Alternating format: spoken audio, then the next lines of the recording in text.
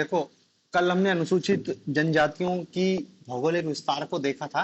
आज हमको इनके संवैधानिक प्रावधानों को देखना है। संवैधानिक प्रावधान। अनुसूचित जनजातियों के लिए संविधान में कौन कौन सी बातों का उल्लेख केवल अपन को ये देखना है कि किस अनुच्छेद में अनुसूचित जनजाति के संबंध में संरक्षण की बात की गई है। ठीक है ना, उन उन आर्टिकल को अपन को याद रखना है और क्या बात की गई है ये देखना है। अब देखो, संविधान बनने से पहले जब ब्रिटिश साम्राज्य भारत में था, ब्रिटिश साम्राज्य, तो जनजाति नीति यहीं से थोड़ा सा एक नया आकार लेना चालू करती है। देखो, अनुसूचित जनजाति जिनको हम आज कह रहे हैं, इनको आदिवासियों के नाम से भी जाना जाता है। कोई वनवासी कह रहा है, ट्राइब्स कह रहे हैं। ये हमको इतिहास में भारत में हजारों वर्षों से रह रही है। हम जो भारत का इतिहास पढ़ते हैं तो अलग अलग राजतंत्रात्मक इतिहासों में देखते हैं कि इनको आठविक जातियों के रूप में संबोधित किया गया है, कि जंगलों में रहने वाले लोग। तो इनका इंटरेक्शन सभ्य समाज से भी होता था, और जो गांव में और शहरों में जो लोग रह रहे हैं और ये जो जंगलों में रह रहे हैं, तो एक टाइप से देखा जाए ना तो दोनों अलग अलग समुदाय टाइप के थे। जंगलों में रह रहे थे उनको वनवासी कह रहे हैं या आदिवासी कह रहे हैं, और जो शहरों में रह रहे हैं, तो दोनों के बीच इंटरेक्शन था, लेकिन कोई लड़ाई वाली बात थी नहीं। दोनों अपने अपना जिसको कहना चाहिए कि अस्तित्व बनाए हुए थे। लेकिन इनमें क्या है, बड़ा परिवर्तन क्या है, ब्रिटिश साम्राज्य के समय आता है। दरअसल ब्रिटिश साम्राज्य ने जो जनजातीय हैं उनके संदर्भ में ब्रिटिश साम्राज्य की जो नीति थी, ब्रिटिश साम्राज्य ने दो प्रकार की नीतियों को फॉलो किया है। एक नीति को कहते हैं पृथक्करण की नीति। पृथक्करण की नीति, पृथक्करण की नीति। और दूसरी नीति है सातवीकरण की नीति। सातवीकरण की नीति। देखो, ब्रिटिश राज्य का वनवासियों या जंगलों में जो रहने वाले लोग हैं उनसे जो संपर्क हुआ, और अंग्रेज को कोई मतलब नहीं था। अंग्रेज बस क्या है, जंगल के संसाधनों पर कब्जा चाहते थे। उनका लकड़ी चाहिए, उनको कोयला चाहिए, या इस कोई भी खनिज है वो सब जंगलों में है, पहाड़ों पे है, और वहां पे जनजाति रह रही है। तो स्वाभाविक सी बात है कि उनका आपस में टकराव होगा। जब टकराव हुआ तो कुछ टकराव हिंसक भी होते हैं। हमको भारत में आदिवासी विद्रोह भी दिखाई देते हैं। इससे पहले कोई बड़ी हमने इतिहास में नहीं देखा आदिवासी विद्रोह, लेकिन ब्रिटिश साम्राज्य के समय हमको बड़ी मात्रा में आदिवासी विद्रोह दिखाई देते हैं। कई हो विद्रोह, संथाल विद्रोह, कोल विद्रोह, अलग हर जनजाति ने लगभग विद्रोह किया है। तो उन विद्रोह को देखते हुए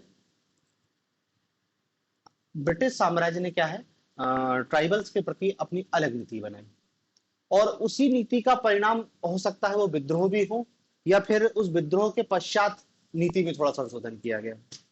आपको बस देखो ये चीज याद रखना है कि ब्रिटिश साम्राज्य के समय अनुसूचित जनजातियों के संदर्भ में उनकी पॉलिसी क्या थी। क्योंकि देखो, जब हम आजाद होंगे, अपना संविधान बनाएंगे, तो इसी नीति में बदलाव लाएंगे। तो देखो, दो टाइप का पॉलिसी थी अंग्रेजों का आदिवासियों के प्रति। एक को क्या कह रहे हैं, पृथक्करण की नीति। और इस नीति के पक्षधर में एक व्यक्ति का नाम आपको याद रखना है, Verrier Elwin. Verrier Elwin, Verrier Elwin, ठीक है ना। वेरियर एल्विन का मत था कि ये जो जनजाति है, ये जनजाति अलग समुदाय है, अलग लोग हैं, इनका धर्म अलग है, इनका सब कुछ अलग है, इनकी कल्चर टोटल अलग है। इसलिए इनके कल्चर को हमको संरक्षित बनाए रखने के लिए इनको क्या है, पृथक्करण कर दो। पृथक्करण कर दो मतलब इनको जो शहरी समाज है और जो गांव में जो लोग रह रहे हैं इनसे पूरी तरीके से अलग रख दो। जैसे आज हम देखते हैं ना कि हमने जानवरों और जंगलों के संरक्षण के लिए नेशनल पार्क, नेशनल पार्क। तो वेरियर एलिवन कहता था कि जैसे जंगलों में जानवरों के लिए नेशनल पार्क बनाए गए हैं कि उस क्षेत्र को कवर कर दो और बाहरी दुनिया से कोई, तो कह रहे थे इन जनजातियों के लिए भी हमको नेशनल पार्क बनाए जाने चाहिए कि जंगल को कवर कर दो, उनको जंगल में ही रहने दो, बाहरी दुनिया से उनका संपर्क मत कराओ। वहां आप विकास करने का भी कुछ भी नहीं करो, टोटल आइसोलेशन। तो ये नीति कहलाती थी पृथक्करण की नीति। तो अंग्रेज देखो एक साइड पृथक्करण की नीति को अपनाते हैं, और फिर पृथक्करण की नीति के साथ उनकी एक दूसरी नीति चलती है जिसको वो कहते हैं सातवीकरण की नीति। सातवीकरण की नीति पृथक्करण की नीति के विपरीत है। पृथक्करण मतलब टोटल अलग आइसोलेट कर देना, पृथक कर देना उनको। आम बाहर का आदमी अब इन जंगलों में प्रवेश भी नहीं करेगा, वो लोग भी बाहर नहीं आएंगे, दोनों अलग अलग आइसोलेट कर देना। इसके अपोजिट है सातवीकरण की नीति। सातवीकरण की नीति क्या कहती है कि जनजातीय समाज को हमको सभ्य बनाना चाहिए, वहां पे सभ्यता का प्रसार करना चाहिए, वहां पे भी हम सड़कें बनाएं, स्कूल, हॉस्पिटल ये सब खोलें और उनका भी क्या करें, विकास करें। लेकिन इस सातवीकरण की नीति का मतलब केवल था जनजातियों का पश्चिमीकरण करना, पश्चिमीकरण करना। जनजातियों का पश्चिमीकरण मतलब पश्चिमी समाज के अनुरूप उनको ढालना और पश्चिमी समाज में ही उनको मिला लेना। सातवीकरण, एसिमिलेट, मिला लेना, भारतीय समाज में नहीं, पश्चिमी समाज में। और इस कार्य को ईसाई मिशनरियां बहुत अच्छे से कर रही हैं। ईसाई मिशनरियां उनका धर्म बदलवा देती हैं, उनको क्रिश्चियन बना देती हैं, उनकी पूरी संस्कृति को बदल देती, सब कुछ। तो वो क्या है, पश्चिमी समाज जैसा लगने लगेगा और फिर क्या है, वो पश्चिमी समाज में मिल जाएगा, मतलब पश्चिमी समाज के मूल्यों को अपना लेगा और एक भारतीय समाज से अलग उसकी पहचान बन जाएगी। उसकी खुद की पहचान खत्म करके कौन सी, पश्चिमी समाज की पहचान को उसको थोप देना। आदिवासियों के अपने अलग देवता है, लेकिन जब वो क्रिश्चियनिटी को अपना लेंगे तो उन्होंने कहा कि ईसा मसीह उनके देवता हो गए, चर्च खुल जाएंगे, बाइबल, ये सब चीजें। तो आप देखोगे नॉर्थ ईस्ट में बहुत सारी जनजातियां ईसाई धर्म को अपनाए हुए हैं। ये ब्रिटिश एरा के दौरान ही हो गया था। आदिवासी क्षेत्रों में आपको देखोगे जहां कुछ भी नहीं है लेकिन व्यक्ति का धर्म देखोगे तो वो क्रिश्चियन है। तो वो सातवीकरण की नीति थी। तो देखो ये ब्रिटिश सरकार दो टाइप की, पृथक्करण एकदम अलग कर देना और सातवीकरण मतलब उनकी टोटल पहचान को खत्म कर देना। अब देखो ये दोनों नीति ही कायदे से खराब थी। पृथक्करण की नीति में क्या है कि उनको पूरी तरीके से पृथक कर दे रहा, भाई उनको भी विकसित होने का अवसर दिया जाना चाहिए। यदि वो पूरी तरीके से अलग रहेंगे तो फिर भारतीय समुदाय से वो कैसे जुड़ पाएंगे। समझ रहे ना, अंग्रेज क्यों पृथक करना चाह रहे थे। अंग्रेज तो क्या है, भारतीय समाज को बांटना चाह रहे थे, जैसे हिंदू मुसलमान वो कर ही रहे थे। दलित वर्ग के रूप में एक अलग वर्ग खड़ा कर दिया था कि हिंदुओं से अलग वर्ग है दलित वर्ग। तो हिंदू, मुस्लिम, सिख, ईसाई, दलित। अब उनको लग रहा था कि यदि जनजातीय समाज भी इनसे जुड़ जाएगा और यदि उसमें भी राष्ट्रीय आंदोलन की चेतना प्रसार हो जाएगा तो मिल जाएगा, हमारे खिलाफ विद्रोह हो जाएंगे, बांटो इनको। तो उन्होंने कहा कि एक काम करो, जनजातीय समुदाय को तो पूरी तरीके से अलग करने की पॉलिसी अपनाओ, उनको भारतीय समुदाय से अलग रखो। तो पृथक्करण की नीति, इसको फॉलो किया। साथ साथ में वो देखते हैं कि ईसाई मिशनरियों का भी दबाव है, तो वो कुछ क्षेत्रों में सातवीकरण की नीति को अपना रहे हैं कि एक काम करो, इनको यदि हम बहुत पृथक नहीं कर पा रहे हैं तो इनको पश्चिमी समाज में मिला लो, पर भारतीय समाज में मिलने मत दो। तो ये दोनों टाइप की पॉलिसी हमको दिखाई देती है किसमें, ब्रिटिश साम्राज्य के दौरान। अब 1947 में हमको आजादी मिलती है, हमारे संविधान का निर्माण होता है और आदिवासियों या अनुसूचित जनजातियों के प्रति एक नए नीति हमारी सरकार बनाती है और वो नीति हमको अपने संविधान में स्पष्ट रूप से दिखाई देती है और उस नीति को कहते हैं हम एकीकरण की नीति। उसका नाम ही है एकीकरण, इंटीग्रेशन। सातवीकरण और एकीकरण अलग अलग होता है। सातवीकरण मतलब समा लेना, किसी दूसरे ग्रुप को अपने ग्रुप में समा लेना और उसकी पहचान को खत्म कर देना। एकीकरण में क्या होता है कि दो समुदाय मिलते हैं लेकिन दोनों अपनी अपनी पृथक पहचान बनाए रखते हैं। इंटीग्रेशन, एकीकरण मतलब हम जनजातीय समाज को हमारे साथ मिलाएंगे, उनका भी हम विकास करेंगे, लेकिन उनकी कल्चर, उनकी भाषा और उनकी संस्कृति को हम एज इट इज बनाए रखेंगे। मतलब वो अपनी एक स्वतंत्र आइडेंटिटी बनाए रखते हुए हमारे साथ मिलेंगे और हम दोनों मिलके काम करेंगे। तो इस टाइप की नीति क्या है, ये आजादी के बाद भारत सरकार बना के लेके आई, जिसको कहते हैं एकीकरण की नीति। और इसी नीति को हमने क्या है, स्वतंत्रता के बाद अपनाया।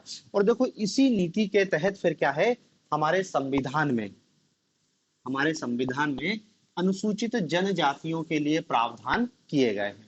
उन प्रावधानों को देख के ही आपको लगेगा कि ये एकीकरण किया जा रहा है, उनको भारतीय समुदाय या भारतीय समाज में मिलाया जा रहा है, लेकिन मिलाने का मकसद सात्वीकरण नहीं है। जैसे अंग्रेज सरकार सात्वीकरण कर रहे थे, उनका क्या पश्चिमीकरण कर रहे थे, वेस्टर्न समाज, हम उनको भारतीय समाज के रूप में कन्वर्ट, वो अपनी पृथक पहचान, भाई उनकी भाषा है तो वो बनाए रखें, उनके देवी देवताओं की वो पूजा करें, हम उनका धर्म नहीं बदलवा रहे, अपना खान पान सब अपने हिसाब से देखें, लेकिन हम उनको आधुनिक शिक्षा भी देंगे, वहां पे हम सड़क, रेल, ट्रांसपोर्ट सब चीजों को पहुंचाएंगे, तो उनका विकास भी होगा और उनकी संस्कृति भी अक्षरों बनी रखेगी। तो ये नीति कहलाती है एकीकरण की नीति। और यही एकीकरण की नीति क्या है, हमको हमारे संविधान में दिखाई देगी जब हम अनुसूचित जनजातियों के संबंध में दिए गए प्रावधानों को देखेंगे। तो उन प्रावधानों में आपको दिखाई देगा, बहुत सारे आर्टिकलों में अनुसूचित जनजाति के लिए विशेष प्रावधान किया गया है। बहुत चिंता की गई है कि उनकी भाषा खत्म ना हो जाए, उनकी संस्कृति खत्म हो जाए, उनको बचाए रखने का अधिकार देगा। उनको संविधान में प्रावधान किया गया है कि भारत सरकार इसको समय के साथ बदल नहीं सकती, क्योंकि देखो जैसे अंग्रेजी सरकार आदिवासियों का पश्चिमीकरण करना चाह रही है, तो कुछ भारतीय लोग भी तो कहीं होंगे ना जो क्या सोचेंगे कि इन आदिवासियों का या इन जो जंगल में जनजाति रह रही है इनका हिंदूकरण कर दिया जाए। जैसे वो क्रिश्चियन की मिशनरी लगी हैं, तो हिंदू भी लगे हैं कि इनको हिंदू में कन्वर्ट कर दिया जाए। हालांकि बहुत हद तक उसमें कामयाब हुए कि आदिवासियों को हिंदू के अंतर्गत ही माना जाता है, लेकिन कायदे से वो है नहीं, उनकी धर्म संस्कृति सब कुछ अलग है, उनके देवी देवता सब कुछ अलग है। लेकिन अब तो लगभग लगभग हमने एकीकरण की नीति थी, लेकिन एकीकरण की नीति भले संवैधानिक प्रावधान में एकीकरण की नीति दिखाई देती है, लेकिन धीरे धीरे उनका सात्वीकरण हो गया और वो हिंदू समुदाय में घुल मिल गए हैं। अब तो सब कुछ, बहुत ज्यादा अंतर बचा नहीं है। शिक्षा और जो आपसी समामेलन हुआ है, तो उसके माध्यम से हम देखते हैं कि आदिवासी समुदाय भी मुख्य धारा का जो समाज है उसी का एक हिस्सा बन गया है। लेकिन फिर भी अभी भी कुछ हद तक पृथक पहचान उनकी बनी हुई है। ठीक है ना। तो यही है क्या है, एकीकरण की नीति। अब देखो यहाँ संवैधानिक प्रावधान तक पहुंचने से पहले एक दो व्यक्तियों के नाम है जिनसे पूछा जा सकता है कि अनुसूचित जनजातियों के संदर्भ में किसके क्या प्रावधान किया और किसके क्या विचार थे। ठीक है, जैसे महात्मा गांधी, इनने आदिवासियों के लिए शब्द यूज किया है गिरिजन। गिरिजन, गिरी मतलब पर्वत, जन मतलब लोग, पर्वत पर रहने वाले लोग। फिर एक समाजशास्त्री हैं G S Ghurye, G S Ghurye, ये आदिवासियों को पिछड़े हिंदू कह रहे हैं।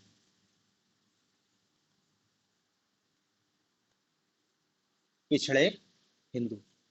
अब देखो घुरिये का दृष्टिकोण वही, ये हिंदूवादी है, और ये क्या कह रहे हैं कि आदिवासी कुछ और नहीं, इनकी अलग पहचान बनाए रखने की जरूरत नहीं, ये केवल पिछड़े हिंदू है जो थोड़े से पिछड़ गए हैं हिंदू। तो ये भी बहुत महत्वपूर्ण व्यक्ति है, क्योंकि ये मुख्य समाजशास्त्री है जो आदिवासियों के संदर्भ में इन्होंने अपना विचार प्रस्तुत किया था, आजादी के पहले से और आजादी के बाद तक। क्योंकि जो वेरियर एल्विन की नीति थी उसके उलट जीएस घुरिये कहना चाह रहे थे। फिर ग्रियर्सन, एक व्यक्ति और है जॉर्ज ग्रियर्सन, इनने यूज किया है पहाड़ी जनजाति, पहाड़ी जनजाति, पहाड़ी जनजाति।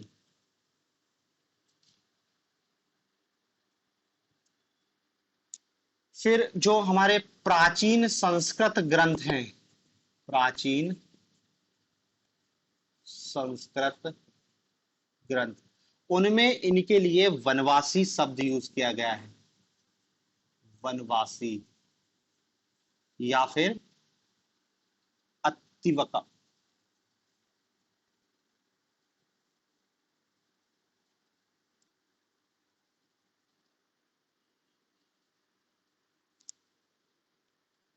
ठीक है। एक शब्द और है आ, आदिवासी शब्द। आदिवासी शब्द यूज किया है ठक्कर बप्पा ने।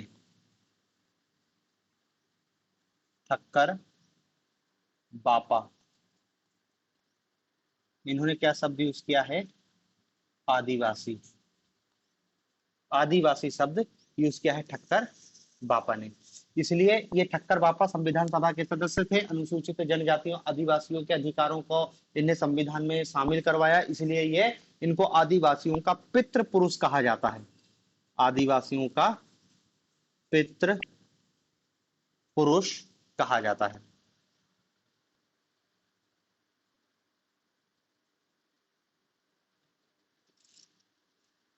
एक शब्द और यूज किया गया है डॉक्टर दास एंड दास ने। डॉक्टर दास एंड दास, इनने क्या शब्द यूज किया है? इनने शब्द यूज किया है विलीन मानवता। विलीन मानवता। विलीन मानवता।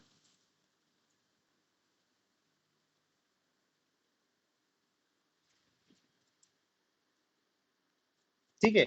और देखो ये ठक्कर बापा की किताब है, इसका भी नाम याद रख लेना, ट्राइब्स ऑफ इंडिया। किताब का नाम है ट्राइब्स ऑफ इंडिया 1950। 1950 में इनने लिखी थी। ठीक है। और फिर भारतीय संविधान में इनके लिए शब्द यूज किया गया है अनुसूचित जनजाति, जिसका उपयोग आज करते हैं हम। अनुसूचित जनजाति। संविधान समझ रहे ना कि संविधान में इनके जब प्रावधान कर रहे थे तब इस पे विवाद होगा कि इनको क्या कहा जाए, वनवासी कहा जाए, आदिवासी कहा जाए, गिरिजन कहा जाए। अंततः जो शब्द यूज किया गया वो क्या है? अनुसूचित जनजाति, शेड्यूल्ड ट्राइब शब्द का उपयोग किया गया। ठीक है। तो देखो ये तो कुछ फैक्ट है जो आपको ध्यान रखना है। अब हम देख रहे हैं कि अंग्रेजों की जो नीति थी वो सात्वीकरण और काय की थी? पृथक्करण की। इसको हटा के हम क्या है? एकीकरण की पॉलिसी को लेके आए। और इस एकीकरण की पॉलिसी के तहत ही हम देख रहे हैं कि भारतीय संविधान में जनजातियों से संबंधित बहुत सारे प्रावधान किए गए। तो देखो अब हम उन्हीं प्रावधानों को देखते हैं। तो जो संविधान में किए गए प्रावधान है हम उनको अलग अलग कैटेगरी में बांट लेते हैं।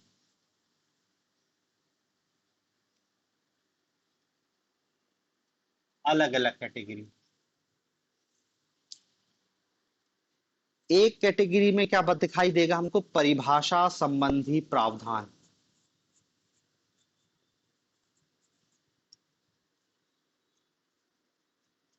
परिभाषा संबंधी प्रावधान। फिर दूसरी कैटेगरी हम बताएंगे सामाजिक सुरक्षा संबंधी प्रावधान। सामाजिक सुरक्षा संबंधी प्रावधान। फिर तीसरी कैटेगरी हमको दिखाई देगी शैक्षणिक एवं सांस्कृतिक। शैक्षणिक एवं सांस्कृतिक। शैक्षणिक एवं सांस्कृतिक संरक्षण हेतु प्रावधान। फिर तीसरा हमको चौथा दिखाई देगा आर्थिक सुरक्षा। आर्थिक सुरक्षा संबंधी प्रावधान। फिर एक और पॉइंट दिखाई देगा हमको, क्या है? अ, सेवा नियोजन संबंधी प्रावधान। सेवा नियोजन संबंधी प्रावधान और राजनीतिक सुरक्षा संबंधी।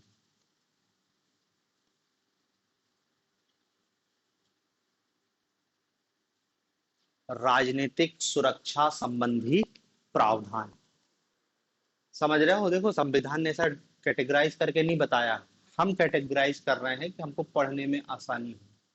हम डायरेक्ट भी बता सकते हैं कि अनुच्छेद इसमें ये प्रावधान किया गया है, लेकिन आप ये बताने का उद्देश्य है कि आप समझो कि हम जब राजनीतिक सुरक्षा की बात कर रहे हैं तो किस टाइप के प्रावधान आ सकते हैं। भाई राजनीतिक सुरक्षा मतलब क्या है, जो सरकार बनेगी उसमें आदिवासियों का प्रतिनिधित्व होना चाहिए। जब तो आदिवासी समाज भारतीय समाज में मिल पाएगा कि जो सरकार बन रही है भाई, लोकसभा है, राज्यसभा है, विधानसभा है, वहां पर अनुसूचित जनजाति का व्यक्ति पहुंचे, तो उसके लिए जरूरी है, हो सकता है उसके लिए यहाँ पे रिजर्वेशन की व्यवस्था की जाए, तो उसको कह देंगे हम राजनीतिक सेवा नियोजन। कि जब राजनीति में वो लोग पहुंच रहे हैं तो फिर प्रशासन में ही पहुंचना चाहिए, तो प्रशासन में फिर क्या है, नौकरी और नौकरियों में आरक्षण दिया जाएगा। आर्थिक सुरक्षा कि उनकी रोजी रोटी चल सके, इसकी व्यवस्था होनी चाहिए।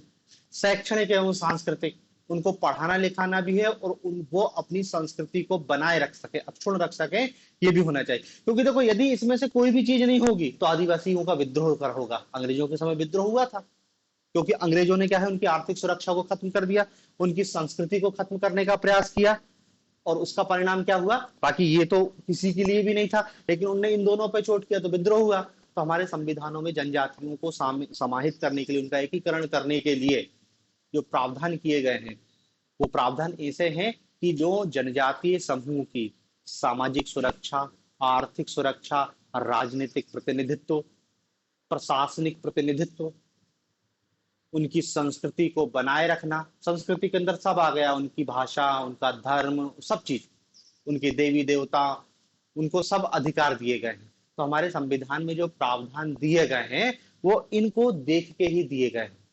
मतलब देखो हो सकता है कि जैसे क्या कहते हैं, हम टॉपिक जो पढ़ रहे हैं कि अनुसूचित जनजाति के बारे में दिए गए संवैधानिक प्रावधान, तो कुछ जगह तो साफ साफ लिखा है कि अनुसूचित जनजाति के लिए, लेकिन कुछ जगह अनुसूचित जनजाति शब्द उपयोग में नहीं किया गया है।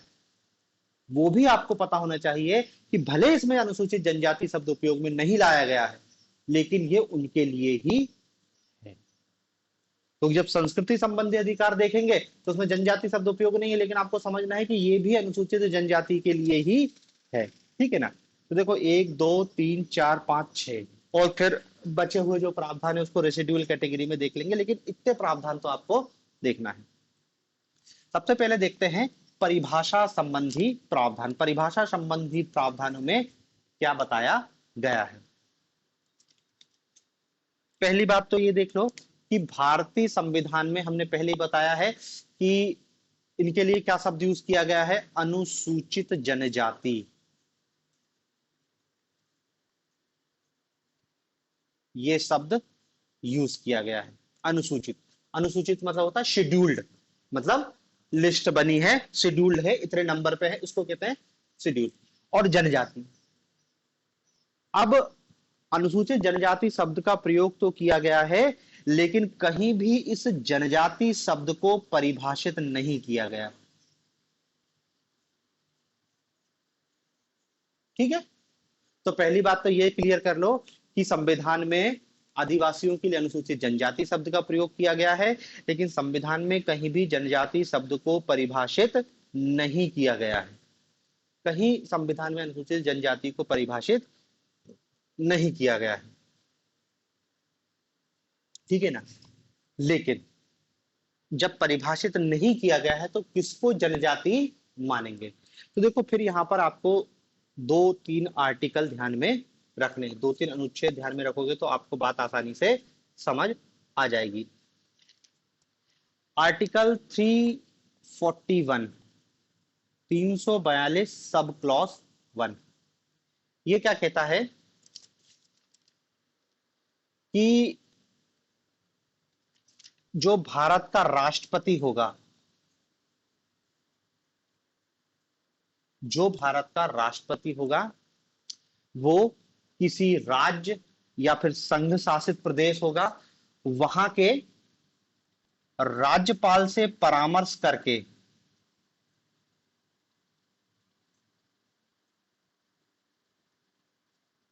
वहां के राज्यपाल से परामर्श करके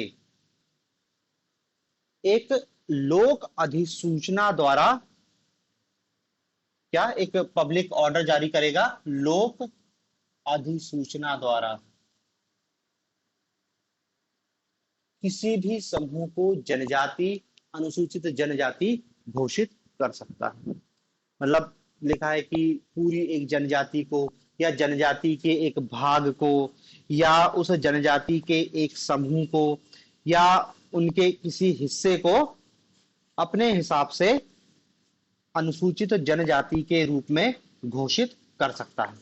ठीक है, तो राष्ट्रपति को 342(1) के तहत यह अधिकार दिया गया है।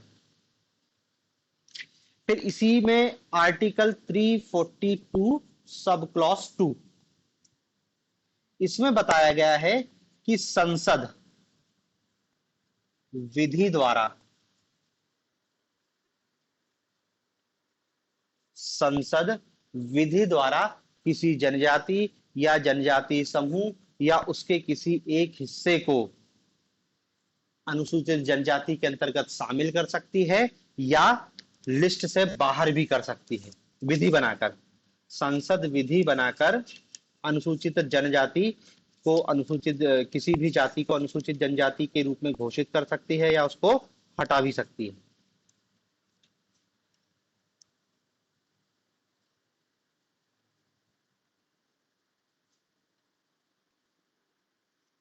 ठीक है, अब देखो इसमें थोड़ा सा ध्यान रखना, क्वेश्चन यही आएगा कि भारत में भारत में जनजातियों को अनुसूचित जनजाति का दर्जा देने का यह अधिकार किसके पास है?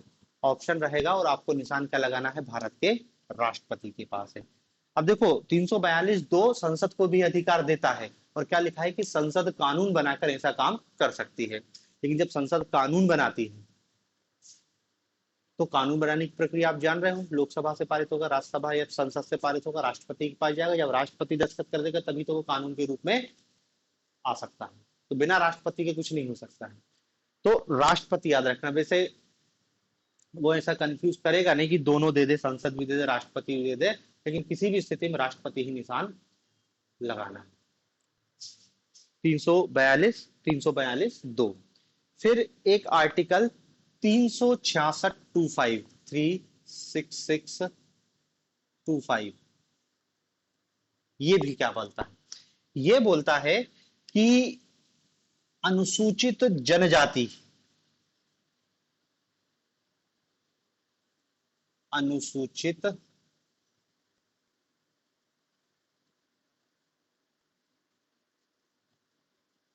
जनजाति 366(25) अनुसूचित जनजाति की परिभाषा बताता है। अनुसूचित जनजाति की परिभाषा, अब देखो अब भी मैंने बताया कि संविधान में अनुसूचित या ये जनजाति शब्द को कहीं परिभाषित नहीं किया गया, और अब भी हम लिख रहे हैं कि 366 सब क्लॉज 25 अनुसूचित जनजाति को परिभाषित कर रहा है। बस ऐसे ही लिखा है, लेकिन क्या लिखा है इसमें? 366(25) कहता है कि अनुसूचित जनजाति की परिभाषा देता है, और इसमें लिखा है कि अनुसूचित जनजाति कौन होगी? तो इनने कह दिया है कि जिसमें आर्टिकल 342 के तहत जिसको जनजाति मान लिया गया वो जनजाति होगी, ऐसी परिभाषा दी गई। तो ये कोई परिभाषा थोड़ी हुई, मतलब तुमने कह रहे हो कि हम अनुसूचित जनजाति या जनजाति को परिभाषित कर रहे हैं, तो क्या परिभाषा दी कि भैया वो लिस्ट में जाके देख लो, जिसका नाम होगा वो अनुसूचित जनजाति हो जाएगी, और कुछ नहीं लिखा। मतलब देखो जनजाति की परिभाषा दी गई है, जनजाति को बहुत डिटेल में परिभाषित किया जाता है कि उनका विशेष नाम होता है, जंगल में रहते हैं, पहाड़, लेकिन हमारे संविधान में ऐसा कुछ नहीं है। सीधा लिखा है कि 342 में यदि आपका जाति का नाम है, आपकी जनजाति है, तो आप अनुसूचित जनजाति हैं।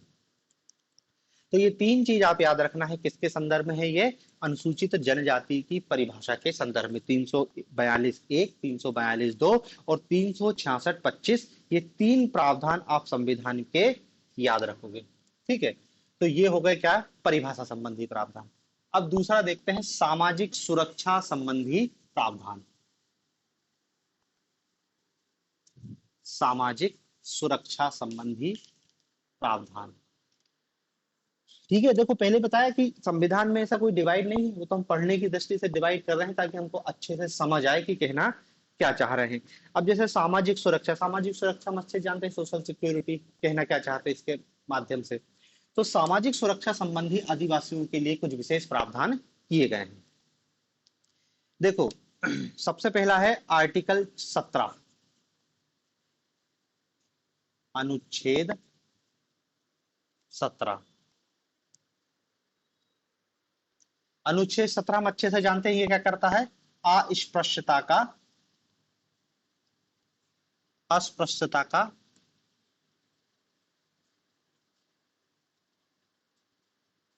निषेध या अस्पृश्यता का अंत करता है।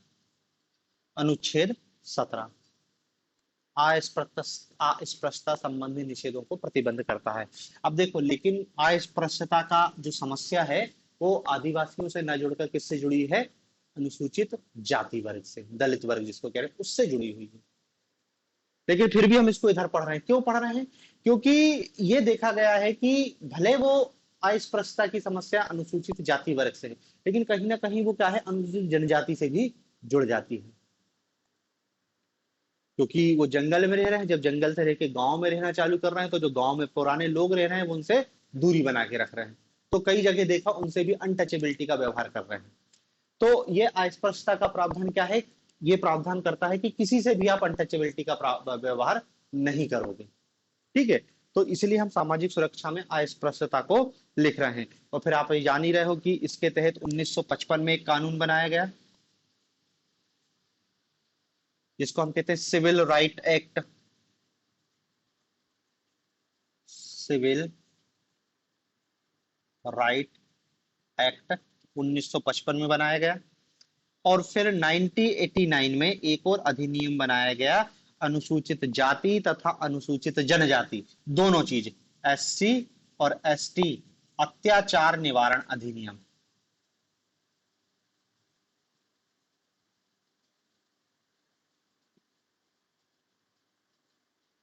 अनुसूचित जाति, अनुसूचित जनजाति अत्याचार अधिनियम 1989। ठीक है ना? अब देखो, 17 के तहत ये दोनों अधिनियम बने हैं। 17 में अनुसूचित जनजाति कोई बात नहीं, लेकिन 1989 का जो अधिनियम बना है वो अनुसूचित जनजाति के अत्याचार को भी रोक रहा है। तो 17 का आधार बना के ही उपयोग। तो सामाजिक सुरक्षा में पहला एक्ट, जो पहला अनुच्छेद आया, अनुच्छेद 17। दूसरा जो अनुच्छेद है, अनुच्छेद 23।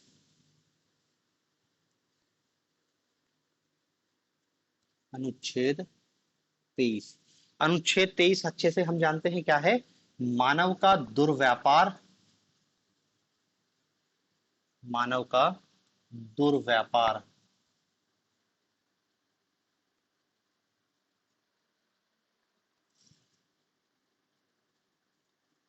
और बेगार, मानव दुर्व्यापार, बेगार, बलात् श्रम, इन सब का क्या है? निषेध करता, बलात् श्रम पर प्रतिबंध। ठीक है, बॉन्डेज लेबर की बात करता है। इसमें भी कहीं अनुसूचित जनजाति शब्द का उपयोग नहीं किया गया है। लेकिन आप जब भारतीय समाज को देखते हैं, तो जो बलात् श्रम, बॉन्डेज लेबर की जो समस्या है, वो भी मुख्य रूप से अनुसूचित जनजातियों से ही, ट्राइबल ग्रुप से ही जुड़ी हुई है। शहरों में इतना नहीं दिखाई देगा, ट्राइबल इलाके में ये एक बड़ी समस्या है। तो ये जो प्रावधान है ना, उन्हीं को देखते हुए अपनाया गया है कि भारत में किसी से भी हम बॉन्डेज लेबर नहीं करा सकते। और बॉन्डेज लेबर की सबसे बड़ी समस्या ट्राइबल ग्रुप में ही थी, तो इसलिए हम इसको यहाँ पर जोड़ेंगे। बाद में सरकार ने एक अधिनियम भी बनाया, बंधुआ मजदूरी उन्मूलन अधिनियम 1976 में। 1976 में क्या है? बंधुआ मजदूर उन्मूलन अधिनियम, एक एक्ट बना दिया 1976 में। तो अनुच्छेद 23 है। फिर अनुच्छेद 24, अनुच्छेद 24,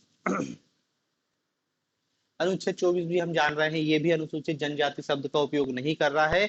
और ये क्या कह रहा है कि किसी फैक्ट्री, खान,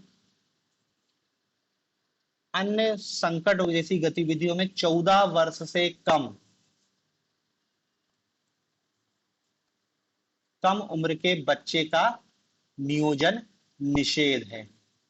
अब देखो, ये भी 14 साल के कम बच्चे की बात बता रहा है, इसमें भी जनजाति शब्द नहीं उपयोग कर रहे हैं। लेकिन फिर आप देखोगे कि वो खदानों में, फैक्ट्रियों में, निर्माण कार्यों में जो बच्चे काम कर रहे हैं वो ज्यादातर क्या है, अनुसूचित जनजाति वर्ग से ही जुड़े हुए हैं।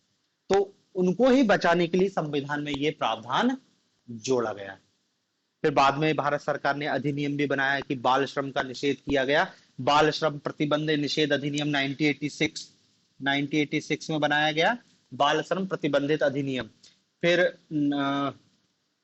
1948 में कारखाना अधिनियम, वो सब बस 1986 का याद रख लेना कि बाल श्रम प्रतिबंध निषेध अधिनियम को लागू किया गया। तो देखो ये दो चीज है, अनुच्छेद 23, अनुच्छेद 24, दोनों ही अलग अलग बातें कर रहे हैं, लेकिन दोनों ही कहीं ना कहीं अनुसूचित जनजाति वर्ग से जुड़े हुए हैं। तीसरा प्रावधान है अनुच्छेद 25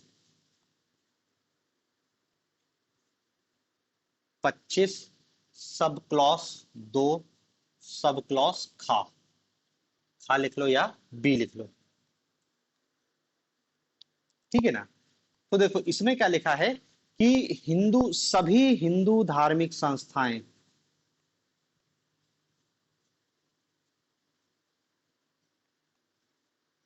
सभी हिंदू धार्मिक संस्थाएं हिंदुओं के सभी वर्गों के लिए